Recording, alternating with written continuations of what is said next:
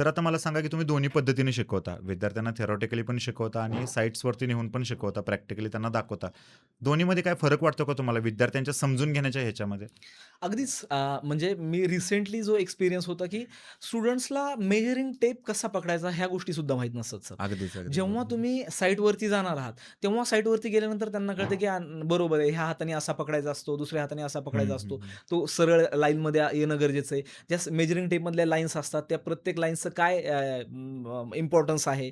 तर ह्या सगळ्या गोष्टी जेव्हा तुम्ही साईटवर जाणार आहात आणि बरोबर. जेव्हा तुम्हाला मी सांगतो, AutoCAD सॉफ्टवेअरमध्ये एवढ्या कमांड्स आपण शिकलो आहेत, की आपण आता एक प्लॅन ड्राफ्ट करू शकतो. तर जेव्हा तुम्ही स्वतः डायमेन्शन मेजर केलेला प्लॅन स्वतः एकदा ड्राफ्ट करता, तेव्हाचा जो कॉन्फिडन्स असतो स्टुडंट्सचा, तो एक वेगळाच असतो. तर ते एक जो आनंद, ती बरोबर. एक्साइटमेंट असते, ती आम्ही बघून अजूनच मला खूप जास्त एक सपोर्ट मिळतो.